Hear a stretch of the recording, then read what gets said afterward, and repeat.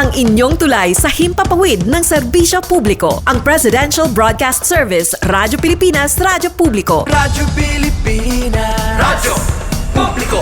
Kinilala ng pang-international at prestigyosong Asia Pacific Broadcasting Plus Awards 2025 para sa kategorya ng Government Streaming. Ito ay dahil sa epektibo nitong pagsasanib ng mga tradisyonal na media tulad ng telebisyon, radyo at print para masabayan ang mabilis na pag-inog ng mundo ng digital at social media tungo sa mas epektibong paghahatid ng mahahalaga at napapanahong mga impormasyon sa mamamayang Pilipino. Kinilala rin ang Radyo Pilipinas dahil sa patuloy na pag-akyat ng rating. Ngayon ay matatag sa pang-4 na pwesto sa Mega Manila ayon sa pinakahuling Nielsen Radio Audience Measurement Survey.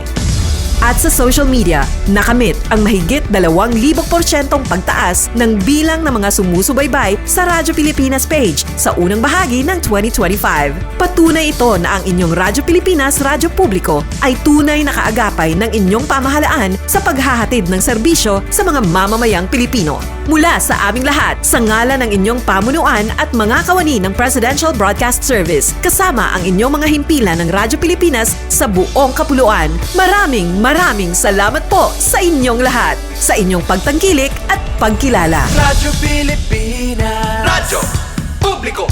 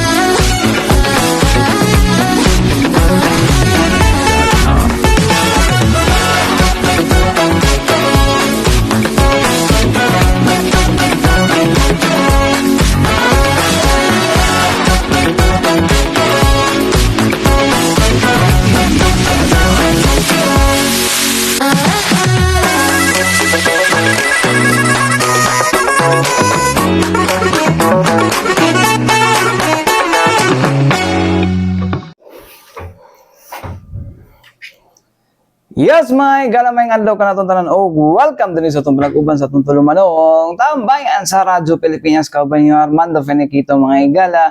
Yes, mga igala. Kamusta mo diya, no? So, I hope, no? Kita tanan din sa Davao Region mga igala, no? O this Davao City, no? Nga okay rata kayo din, no? Okay.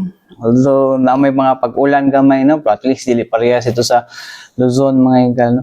So ako nabantayan, no?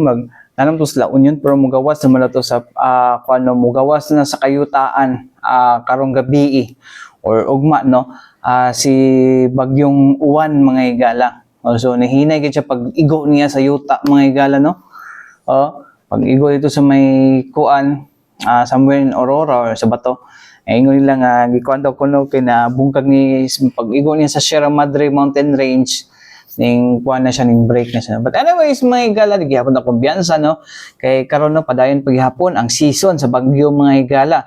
So karon kuan no pag nagmo na karon no daghan na tag mga matun-an din hing mga igala no nga mga leksyon, no? Say angay na to nga masabtan ug masayran mga katambayan, no? Like sa pag-prepare na ng go bag, no? Importante dra tubig, no? Kudi tubig mga igala, kuan tubig, first aid kit, sa pa ba nang dapat na to kanon, no? Yung mga power banks dapat full charge pirmi, di ba?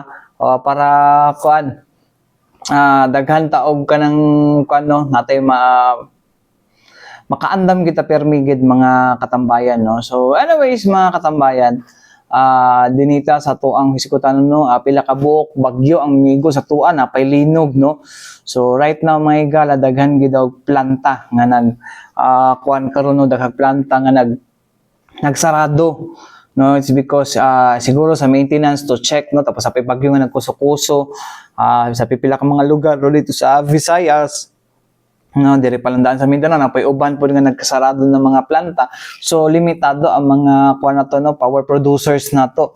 So karon mga taknaa mga katambayan, no, nagi posibilidad no, na posibilidad daw no sumala pa sa Davao Light na naay taasing niya sa kuryente mga higala, di ba? Takabalo ko karong sa December ba o sa January nila na ipatuman no.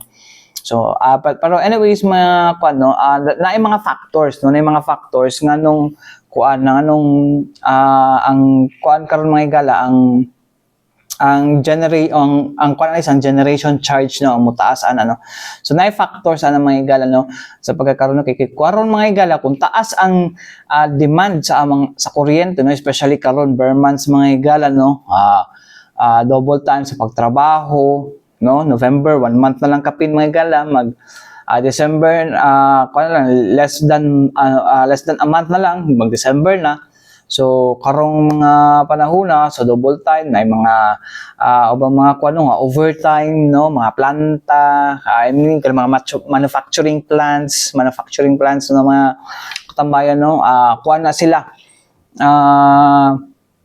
overtime na silahang kuan silahang mga kuan no, overtime na silahang mga trabaho no para ma-meet ang quota kay taas di lamang kay kuryente ang taas ang demand pud no, even sa mga pagkaon or other goods na ginabaligya no. So kinahanglan gid ang kuryente. So kung mga higala kung sunod-sunod ang demand sa kuryente kung taas nagataas ang demand sa kuryente no. So posible gid nga kuan gid no, magkaubos ang supply. Kung magkaubos ang supply naagi kakulangan. So para makuha na siya mga higala mo taas gid ang presyo ana no sa kuryente.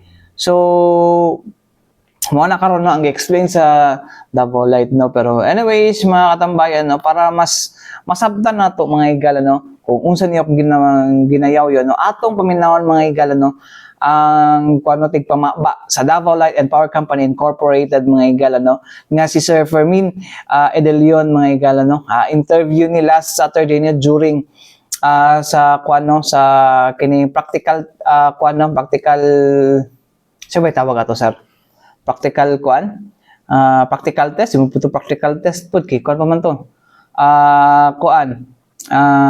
si tawag ato training no, o basta mo na to no, during sa kuan no session no sa E-Media Academy sa Davao City Mega. Anyways, may gala, paminaw na to ang nahimong pahayag ni Sir Fermin Edelion ng tigpamaba sa Davao Light and Power Company Incorporated. For the past several weeks man gyud, grabe ang kuno na ay bulan weeks na ay tawagan ni na ay earthquake, nasulod pa gyud ang mga kaning mga tawagan ni kaning mga typhoon. So, will it have an impact sa tuwa? Moingon mi daan, posible. Earthquake lang daan because if you remember, na mga planta na nag-output during the time, no? Even if a short period of time, but it will have an impact manggod sa total kanang capacity or requirement sa load, no? Sa tibok. It could be tibok Pilipinas, no? Kung Mindanao wise itong storyahan manggod do naatay enough supply na taga-provide ta og kanang tawagan naga-provide ta og kanang in fact what they saying is that ang Mindanao is also helping Visayas region para mag-supply og kanang kuryente na kinahanglan nila dito. So katong ubang mga planta pod sa Cebu or sa Visayas were affected during the earthquake, nag-out dito sila. So will it have an impact? Posible na si impact. Okay, during that time magud pag-out nila mangita mo kaglaing sources, no, tanan manggod mo saka ang demand. So di ba kining kulang man ang supply, so mangita mo saka ang kung sa kulang ang supply din daghan nang kinahanglan saka gid ang demand. So most likely it will have an impact sa rate kay mo saka manggod ang price per sa tuang supplier. Yes, kanang flow of supply na demand na to. Mo saka manggod ang presyo pud sa kaning atuang kuryente sa kaning sa atong mga power generators. Now sa typhoon it could also have impact ana sa iya ha. Now, it could have impact, but it could also be the other way around. Okay, during the time out man sila, so medyo ang kung Mindanao medyo lahi man ta sa ilaha, though interconnected ta, it could be either duha ra gyud na depende. Kay basig ni saka pod ang demand sa laing lugar, di ta makaingon do na out ang Cebu, no, na-out na sila, nawala sila kay they need to turn it off turn off or delete to kanang murag intentionally murag ila tong out ang Cebu kay tungod manggod for safety sa mga tao na di makurintihan. So syempre hindi babapod ang wala ang katong access asa katong nato access. It could be given to other different utilities no in the country. So masayod ta na siguro probably in a week or two makapagawas na ta bagong rate. We're just hoping lang na dili maka-create og impact no. Sama siguro nako dili mikabot ana ang merkado ang makabot ana. Igor ami mo palit og kuryente and i-distribute sa matag customers namo. Possible ang increase for December or November month? Sama siguro na posible. Posible po muubos no. Pareha mo rin na makita ninyo for the tong last month niubos mo gyud ta karon ni last month no. But a month before that, nitaas siya. But ato lang importante din is that whether musaka ang presyo sa kuryente o dili, we can pwede ra gyapon nato i-manage ang ato ang mga bill. Dili mo saka ang ato ang mga bill no ngano man. Dito ta sa consumption. Mo nang hisigatan to earlier. Probably i-reduce ang number of hours niyo paggamit sa aircon, reduce ang number of hours niyo paggamit sa electric fan. Daghan pa maagi no, daghan ta mga energy conservation kanang mga na tips na gi-provide din sa among Facebook page no na pwede niyo tan-awon and etong buhaton. So importante na ma-manage nato atong consumption. Dili lang ta totally always magtan-aw sa rate per kilowatt hour, tan-awon po nato ang atuang sariling mga consumption. Kay posible yung muning saka ang inyong bill kay tungod ning saka ang inyong consumption. Especially karong panahon na medyo bugnaw ang panahon karon. Siguro you might want to kanang reduce the number of hours sa paggamit sa mga aircon. Instead of 4 hours, mo lang 2 hours kung kaya. No? 3 or 4 or 2 hours. Dako kayo ng factor ang pag-reduce sa number of hours paggamit. Okay. So, mo to mga katambayan, no? Ang payag ni Sir Fermin Edelion, mga ikal, no? Ang tigpamaba sa Davao Light and Power Company, mga ikala. Anyways, mga katambayan, no? Mo to ang giingon ni, nga, depende pa, I think, sa last week of November may bawaan kung doon na ba increase or decrease no, so depende na siya mga igala no. So mo nang kuan mga igala no pag although tingbugno naman karon nga si advice dito no nga kung basin og kaning kuan po nato no ato apong i-reconsider po no kay basig puntahe walay pagtaas pero matingala ta mabulaga ta tanan huy taas sa ko dako sa kong bill ay nana sa to ang kuno sa to ang pwede po nato nga ang factor ana kay ang consumption nato konsumo nato no kay sige tag kuan ba sunod-sunod ba imong kuan mga igala igang kay panahon karon mga igala na pang kuan nga grabe ang humidity sa ato ang palibot no kuan mga katambayan no kaning tawagan ni kanang bisan pa man ug mag-ulan no purporting iganga no although there are times na bugnaw po na po times po na igang gyud no so kinahanglan gyud magpaandar og aircon mga igala no kay dili kaya sa electric fan ang kaigang mga igala although naman ni kuan mga kadlawon no kadlawon mga igala no nga medyo bugnaw pero pag abot sa kuan gyud mga igala magsugod og alas 8 sa buntag o alas 7 sa buntag purting inita no purting inita gid mga igala no so dili gyud na to dili na to matansya man no so kailangan gyud mag-aircon gyud mga igala so ang ingon na kung puntahay karong panahon na gina 24 hours na to gina 8 hours na to aircon pwede na po siguro na to na 4 hours no i-regulate na to ang ato ang paggamit sa mga electrical or electronic appliances na to mga igala kay para dili po mo makurat po no kay mga kurat na bang tanan okay naman well, mag-announce ba yung ng Davao Light, no? Kung nai-usbaw sa singit, nakurat na ba tanan? OA. Charing. Bitaw mga kasambayan, eh. OA, nakurat na ba ang tanan? Kasi nai-isa nagkuhan na, taga-kuan. Elected official. OA kaayo. Or base kuan lang, for the content lang. No? OA ka.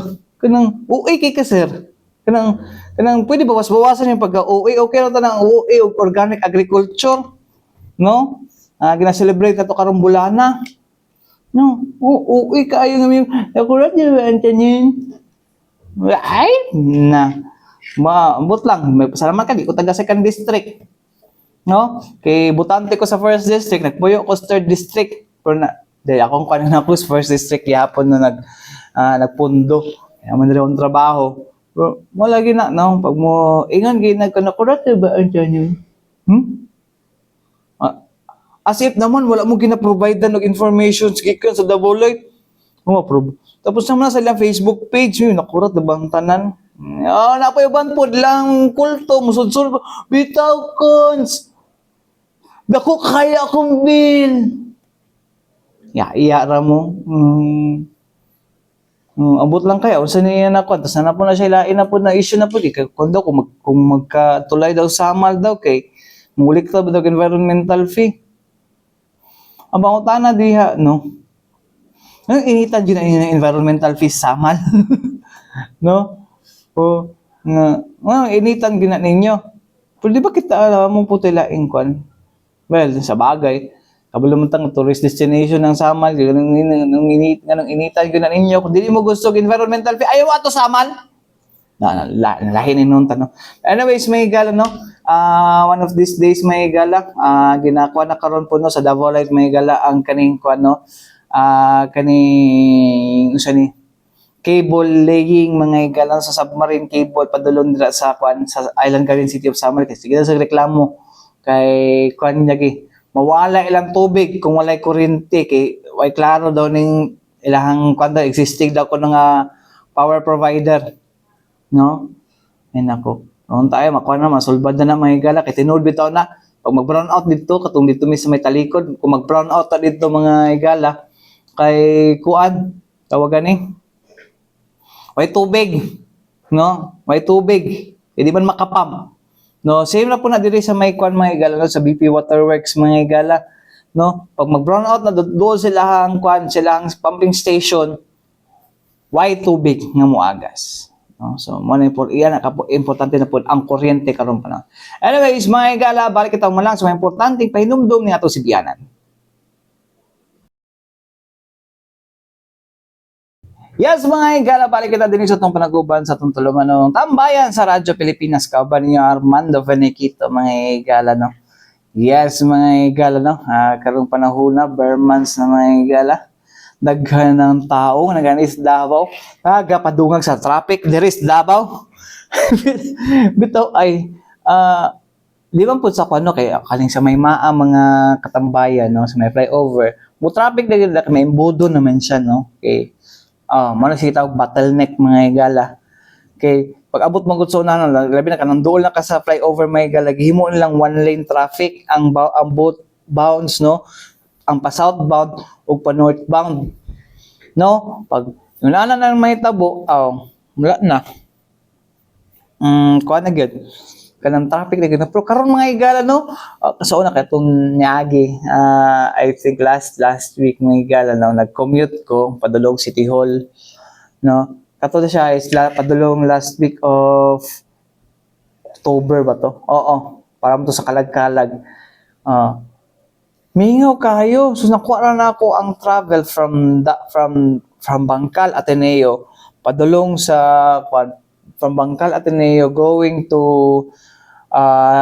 kaning may kanto San Pedro no diya sa may PNB no kanang San Pedro Cathedral ba kanang corner na nakuha ra ang biyahe og mga 25 minutes so pag kuan ako first week of November biyahe ko ang commute na ako sobra sa ka-oras kay diya palang daan sa may Tahimik Avenue so may bangka doon sa Bangkal Balusong mga igala hasta nang taas sa traffic no so traffic nagkikaroon karon sa mga nagkadaghan gid ang mga tao diri undangi na lagi si promotes Davao lagi sige mo ingon na nga alos Davao sige undangi na please lang no samot na ni karon si manahuna mga igala ting dawatag mga bonus sa mga kwan ubang lugar mga igala sa government mga employees nanapoy ba na naman naog diri sa Davao no ambot na lang diri maganahan mo sa Davao nga kwan man ni kanang bulo na mo Ano na yung mga Davao, good, no? Anyways, mga igala, naabot yung mga good news po, no? Nga, despite di atong, kuan mga igala, despite sa mga nahitabo, for example, itong October 10 na double earthquake, nanigo sa Manay, di ba? Grabe apektado ato mga katambayan. Pero, naaday surprise, no? Naaday surprise, kay nanaghan balik daw ang mga turista, may sa wow! Bisan naglinog. Dagan kaya po nagani diri sa Davao. Yes, muna ingon sa to mga sa to mga hotels dinhi sa Davao City mga igala no. Una nila mga igala particular mga igala no. Sa side sa Eden Nature Park and Resort mga igala daras Turil no. Naghandaw ang mga ming bisita sa ilaha. Lago, kuyawa ba? No? Even ang Park Inn Hotel sa may Lanang, no? Kanang likod sa SM Lanang, no? Na naghanpod daw ang ilang kuano bisag katong na iba na nga nag-cancel og mga kuan, pero naapoy na ay naabot diha nga mga kuano nga mga walk-ins nga ning check-in di sa ng hotel. Which is para sa kuha surprising kay siya, no? Surprising in the sense nga kuan, no? Surprising in the sense nga namalik na gid no. Actually, mo na ginareklamo mo last time sa mga hotels and resorts and other tourism establishments, no?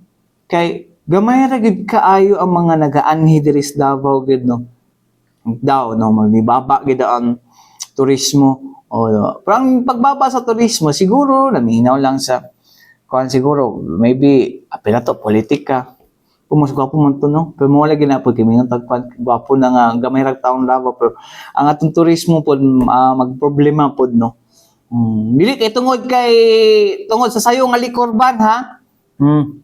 Kay tungod na siya, no? There are other factors and then surprisingly mo ni ang nahitabo karon sa tuang syudad no daghan ang turista may. Anyway, so igala alang sa atong dugang kasayuran mga igala no sa atong ginapangyaw dinhi no ato ang paminawon mga igala no ang marketing manager sa Eden Nature Park mga igala and resort no nga si Ma'am Jeline Galagar mga igalaw ang manager sa kuan mga igala no manager sa Park Inn Hotel mga igala no nga si Ma'am Liza Gamo. Minaw na to. Baon ako ang naapektuhan ang mga city hotels murag gamay lang nag-less ang ilahang bookings na nakatanan sa Eden. So happy me dagan kay mi fully book me during the earthquake weekend. So amot siguro ang ilang perception na nakasal sa booking. Yeah, with regards to your question, so for some of the city hotels, like I can talk on behalf of Park in Davao, no? So fortunately, we are so grateful that there is no structural damage. So we only have hairlines, and on that same day of the earthquake, our structural engineer has confirmed that we are safe and we are accepting guests from, because we receive also guests from outside the city like sa Samal when katong na gani ang tsunami alert or warning. So we have a lot of guests coming from the Airbnbs, katong mga small resorts na naglipat sa Amua. So yes, we were nami mga cancellations, medyo dako siya because it's group, but the good thing is na ra siya, nabawi ra siya sa mga FIT or the frequent individual travelers. So okay kaayo kay on the day of the earthquake na ay nag-cancel na grupo, napalitan na pug mga individual guests, and then katong nag-cancel sa October, they were able to do it na in November. So it means that for all the hotels pa rin, it's still a Merry Christmas. So hopefully wala na yung mga katalagman or mga disasters na mahitabo sa Davao. And we also pray for our mga brothers and sisters, especially sa Cebu. So let's keep them in our prayer, then also kay dili lalim ilang na experience. So hopefully sa Davao it will continue until this year and next year. Ma'am, naapay ka na estimated as kung pila ba tong nag-cancel po? Well, I cannot give the number, but it's more than 1 million. But okay, worry not because nabawi na siya by November and natapalan na siya sa mga daghan kayong FIT guests na pakonti-konti lang na ano po na nabawi na po siya tanan.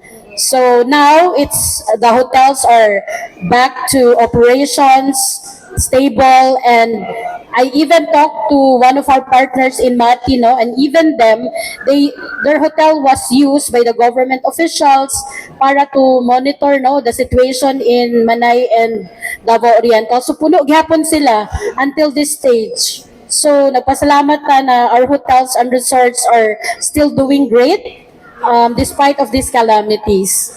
Ma'am, clarification lang, million worth, ma'am, na worth. Yeah, revenue, meaning total revenue. So, not a percentage, yeah. Ma'am, unsa po yatong preparation sa mga resorts or anyone sa Pasko Fiesta na mga events? The hotels and resorts, especially the sales and marketing team for each of the hotel here in Davao and outside Davao region, they're all very busy to prepare for their different Christmas tree lighting activity. In fact, nagstorya namin sa mga sales and marketing association na mas maayo nga for the Christmas tree lighting activity walay magdoble sa isa ka adlaw, so that katong mga mag-attend di po na maglisod kay kunwari naa sa Samal, naa sa Davao, duha ka hotels nagdungan. So now we discuss na dapat everyday isa-isa lang ang celebration para masuportahan, tapos di po maglibog ang mga speakers who to attend to, and also they're also busy with their New Year's Christmas na mga packages, especially the stays. I know that Eden is very also busy sa mga sa mga stays. Let's say if you wanna go to Eden area, ang properties po sa Samal also busy with their mga different packages. So expect na ang hotel for December 24 and 31, we always puno, fully booked yun mi ana. So now we're running high occupancy, so I would like to advise everybody to book now para napamoy ako time and chance accommodation to stay kasi punuan din na. Thank you. Of course, always magid ni engage with our members sa HRSMA, which is the Hotels, Resorts and Marketing Association. So, as mentioned ni Pres Liza, siya man ang president, nagisabot gid namo sa tanan members na kung pwede lang i-manage nato na isa lang ang Christmas tree lighting event every day para of course kamo among media invites dili pud maglisod ug mag-travel kay para tanan makover. And aside from that, we have an engagement regarding to kanang mga Christmas packages and promotion na ako ang guest, kung dili man siya gusto sa hotel, it's either Highlands or sa resorts, sa mga beach resorts. So mo po na mo ang very nagka-cooperate me with each other, nag-coordinate me, and we also share, gina-promote na mo ang each other's promotion. So dili lang kami as individual, but gina-promote na mo other hotels kasi for this year naman, ang amo ang goal is really mag-partnership sa ang hotel, sa resort, and then ang coverage na dili lang Davao City but as Davao region as well. So napansin ko na mo sa mga GC nag-share me unsa ang theme sa isa ka hotel. In fairness food, wala man po yung nagkaparehos. So anak kabibo o ka-resilient ang taga Davao na kita naga-work hand on hand with issue. Dili gud siya competition, it's more on collaboration gud siya. So gahapon nag-start na ang Christmas tree lighting, so every day nag-expect na. So kami nami amo ang hard copy kung sa mga schedule, but of course it's the properties responsibility or sila gid mismo mag-invite kung kinsa may ma-invite nila. So I hope that you will enjoy ang mga pakulo sa lahat ng hotels and resorts here sa Davao. But of course, kami sa Eden, we always take pride. Kami ang naay tallest live Christmas tree, 60 feet tall.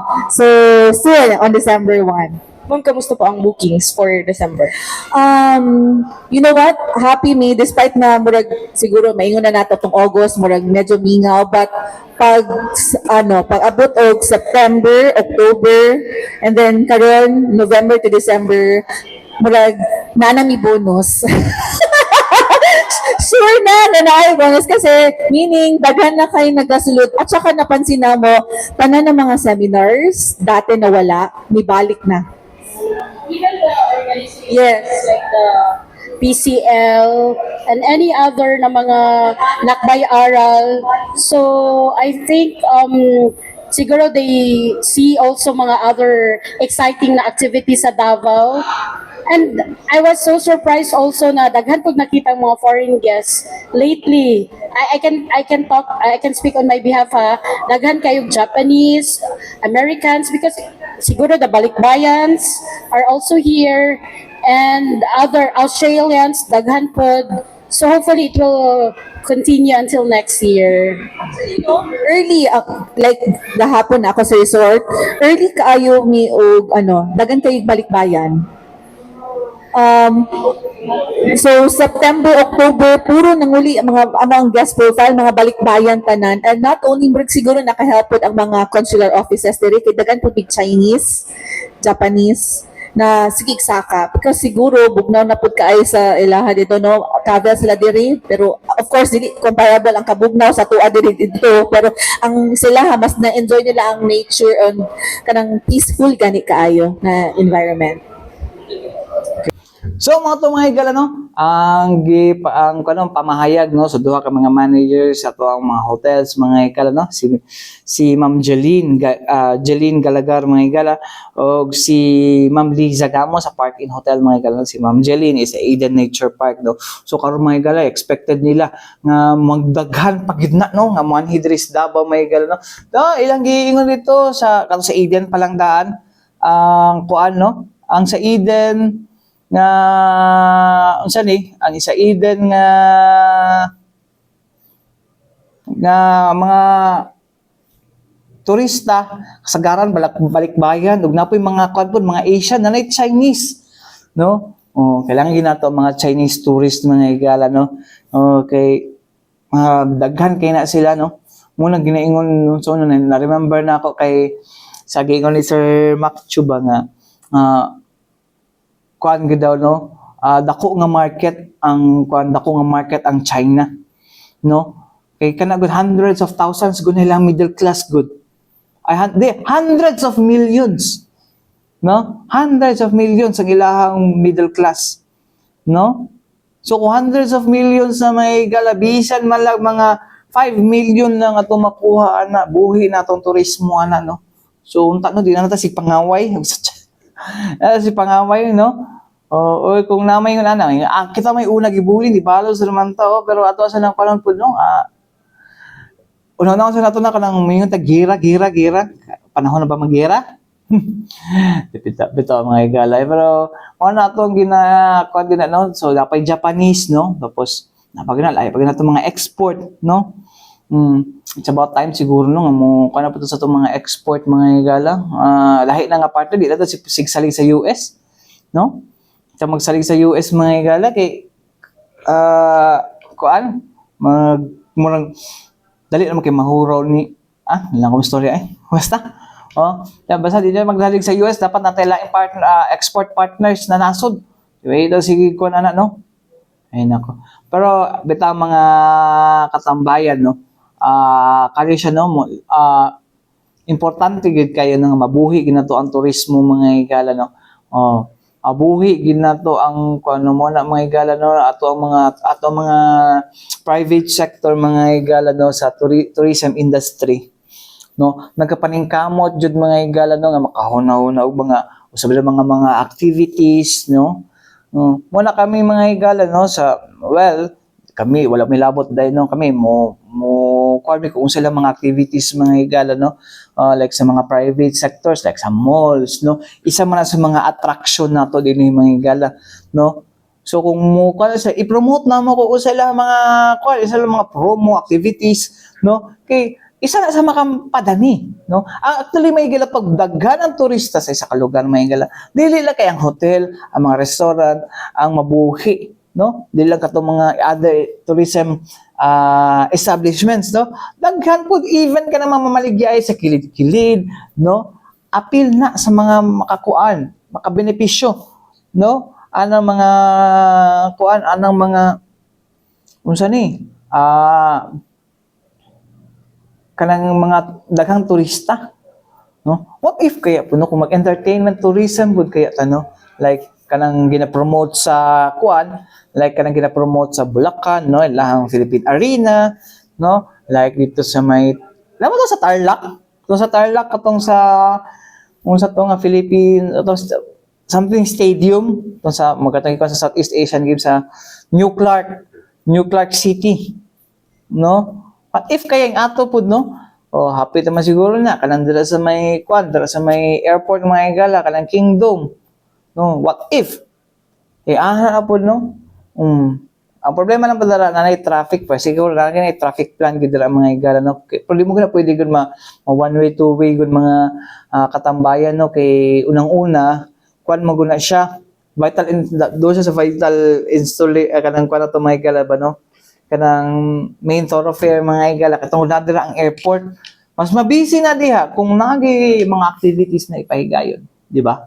Pero daghan kayo nagmaytabo gid dira mga katambayan no, daghan kayo ginag unsa ni ma-generate no nga mga potential income no nga mga income generating na mga activities mga igala pag mag-open na siya.